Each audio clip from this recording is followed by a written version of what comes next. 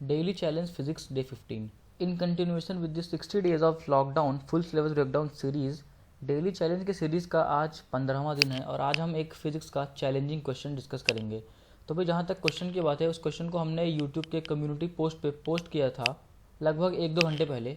तो यार मुझे उम्मीद है कि सब लोगों ने इस क्वेश्चन को ट्राई कर लिया होगा और कईयों से उसका आंसर भी आ गया होगा। तो भाई अब समय आ गया है कि उस क्वेश्चन के सलूशन का। तो चलिए शुरू करते हैं। तो भाई ये रहा सवाल। अगर आपने अभी तक इस क्वेश्चन को ट्राई नहीं किया है तो यार अभी भी समय है, वीडियो को पॉज करो और इस क्वेश्चन को एक बार ट्राई करो। भाई कई लोग कमेंट कर रहे थे कम्युनिटी पोस्ट पे कि यार ये क्वेश्चन समझ नहीं आ रहा है, तो यार मैं पहले इस क्वेश्चन को समझा देता हूँ। भाई ये एक स्फेरिकल बॉल है जिसकी रेडियस r दी हुई है, उसका मास m दिया हुआ है और वो कोलाइड करता है एक प्लैंक जिसका कि मास कैपिटल M है उससे, और वो प्लैंक एक स्मूथ सरफेस के ऊपर रखा गया है।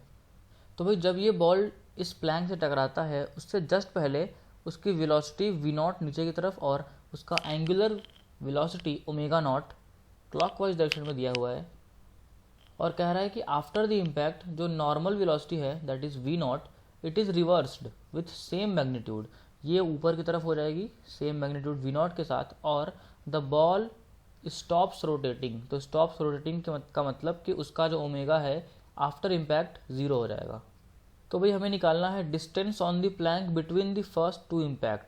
तो इसका मतलब कि यार एक तो पहली बार टकराया, फिर टकराने के बाद उसकी v0 वेलोसिटी ऊपर की तरफ हो गई और उसका एंगुलर वेलोसिटी ज़ीरो हो गया, और फिर वो दोबारा गिरेगा। तो जब दोबारा गिरेगा तो पहले और दूसरे दोनों टकराने के बीच जो नीचे वाला प्लैंक है उसने कितना डिस्टेंस कवर किया वो हमें बताना है। और वही साथ ही साथ इस बॉल और प्लैंक के बीच का जो फ्रिक्शनल कोएफिशिएंट है वो आपको k दिया हुआ है। तो भाई आई होप कि अब आपको ये क्वेश्चन क्लियर है। तो यार अब वीडियो को पॉज करो और एक बार इस क्वेश्चन को ट्राई करो, फिर आप सोल्यूशन पे आओ।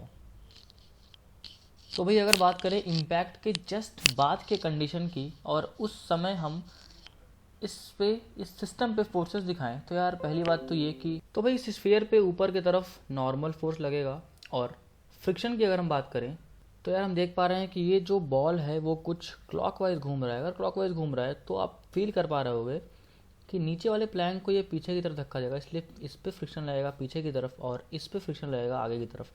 और फ्रिक्शन की वैल्यू कितनी होगी? Simply mu into n. और भाई हमें पता है कि इम्पैक्ट के जस्ट बाद इसकी वेलोसिटी हो जाएगी ऊपर की तरफ v0 और एंगुलर वेलोसिटी ओमेगा इसका ज़ीरो हो जाएगा। और भाई कुछ वेलोसिटीज़ पे भी अगर हम अजम्पशंस कर लें तो लेट अस अज्यूम कि जो स्फीयर की वेलोसिटी आफ्टर कोलिजन है वो इस तरफ है v1 और इस प्लैंक का वेलोसिटी आफ्टर कोलिजन पीछे की तरफ है v2। तो भाई अगर हॉरिजॉन्टल डायरेक्शन में हम देखें इस स्फीयर प्लस प्लैंक सिस्टम को, तो कोई भी एक्सटर्नल फोर्स हॉरिजॉन्टल डायरेक्शन में नहीं है। तो इसका मतलब कि भाई इन सिस्टम का that is sphere plus plank system का हॉरिजॉन्टल डायरेक्शन में मोमेंटम चेंज तो नहीं होगा। तो भाई अगर हम मोमेंटम कंजर्व कराएं हॉरिजॉन्टल डायरेक्शन में इस डायरेक्शन को पॉजिटिव अज्यूम करते हुए, तो विल गेट इनिशियली मोमेंटम क्या होगा? ज़ीरो, क्योंकि भाई इनिशियली तो हॉरिजॉन्टल डायरेक्शन में किसी के पास भी कोई भी वेलोसिटी नहीं है। और फाइनली हो जाएगा m into v1 centre of mass की वेलोसिटी है, minus capital M into v2। तो यार यहाँ से हमें मिलेगा m into v1 is equal to capital M into v2। तो भाई इससे कुछ नहीं हुआ, सिंपली v1 और v2 के बीच का रिलेशन हमें मिल गया।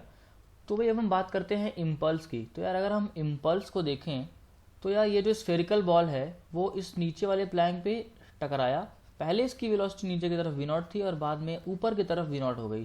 तो ये बताओ कि परपेंडिकुलर डायरेक्शन में कितना इम्पल्स लगाएगा ये चीज़? तो यार जो परपेंडिकुलर डायरेक्शन में इम्पल्स लगेगा वो हो जाएगा सिंपली चेंज इन मोमेंटम, और हमें पता है कि ये हो जाएगा 2m इंटू v0।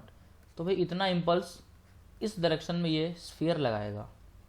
अगर एक बात बताओ, अगर मैं इस इम्पल्स को फ्रिक्शन म्यू से मल्टीप्लाई कर दूं तो क्या होगा? तो हमें मिल जाएगा इम्पल्स बाय फ्रिक्शन, क्योंकि अगर j इम्पल्सिव फोर्स इस स्फीयर ने नीचे की तरफ लगाया इस प्लैंक पे, तो इसका मतलब कि उस टाइम में एक इम्पल्सिव नॉर्मल फोर्स ये प्लैंक ऊपर की तरफ लगाएगा इस स्फीयर पे।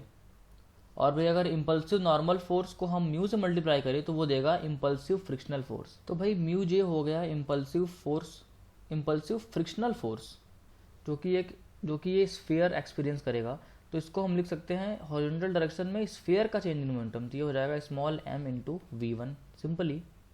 तो भाई बहुत सारे इक्वेशन बन रहे हैं, तो हम इन्हें नाम देते चलेंगे, ये इक्वेशन 1, ये इक्वेशन 2 और ये अपना इक्वेशन 3।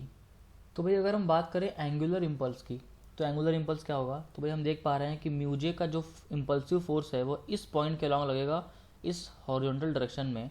तो अगर सेंटर ऑफ मास के अबाउट हम एंगुलर इम्पल्स लिखें तो that will be simply mu J into radius R, और ये क्या होगा, ये होगा चेंज इन एंगुलर मोमेंटम, और एंगुलर मोमेंटम क्या होता है आई ओमेगा, और हमें पता है कि जो फाइनल ओमेगा है वो जीरो है, तो simply I that is 2/5 mr² into omega, वो है आपका ओमेगा नॉट। तो भाई ये हो गया एक्सप्रेशन, तो लेट इट बी इक्वेशन 4। तो भाई अगर हम इक्वेशन 1, 2, 3 और 4 को साइमल्टेनियसली सॉल्व करें v1 और v2 के लिए, तो v1 की वैल्यू निकल करके आएगी v1 is equal to 2/5 r times omega not, और v2 की वैल्यू निकल करके आएगी small m upon capital M into 2/5 times r omega not.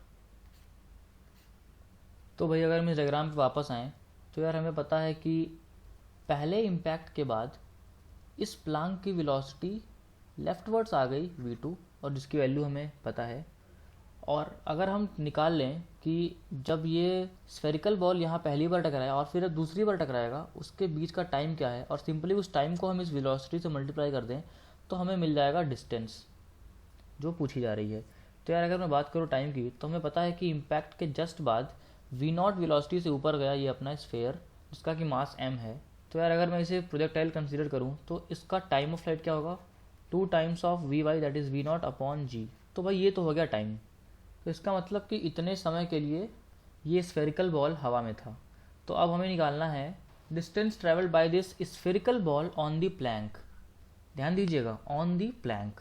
तो भाई हम क्या करेंगे, तो क्या हम इस प्लैंक का वेलोसिटी v1 को इस टाइम से मल्टीप्लाई करेंगे, नहीं, ऐसा नहीं होगा, क्योंकि ये जो v1 वेलोसिटी है ये है विथ रिस्पेक्ट टू ग्राउंड। तो अगर मैं velocity v1 into time t करूँ तो मुझे डिस्टेंस तो मिलेगा, बट ये डिस्टेंस होगा विथ रिस्पेक्ट टू ग्राउंड। पर हमें क्या निकालना है, हमें निकालना है distance with respect to plank. तो हम क्या करेंगे, हम लेंगे velocity with respect to plank और उससे मल्टीप्लाई करेंगे टाइम t से। तो अब एक बात बताओ कि what is the velocity of the sphere with respect to plank. तो भाई ये हो जाएगा v1 plus v2, v1 plus v2 इसलिए कि भाई प्लैंक उल्टे इस डायरेक्शन में जा रहा है, तो स्फीयर उसके उल्टे डायरेक्शन में जा रहा है। तो फिर रिलेटिव वेलोसिटी में उन दोनों वेलोसिटीज़ को हम ऐड करेंगे और उसे time t that is 2v0 upon g से मल्टीप्लाई करेंगे, तो we will get the distance travelled by the plank, sorry by the sphere on the plank. तो अगर इसे मैं कैलकुलेट करूं तो I will get the final value of s to be 4/5 times of m plus m upon m into v0 r omega not upon g। तो guys ये है final answer. तो यार आप लोग इस आंसर से वेरीफाई करो, और अगर आपका ये आंसर आ रहा है तो कमेंट करो, और अगर आपने इस क्वेश्चन में गलतियाँ की तो एक बार दोबारा देखो और पता लगाओ कि आपने कौन सी गलती की, क्योंकि थोड़ा तो ये लंबा चला गया क्वेश्चन। तो हो सकता है आप बीच के किसी इंटरमीडिएट स्टेप्स पे कुछ छोटी मोटी गलतियाँ कर दी हों और इसके वजह से आप फाइनल आंसर तक ना पहुँच पाए हो।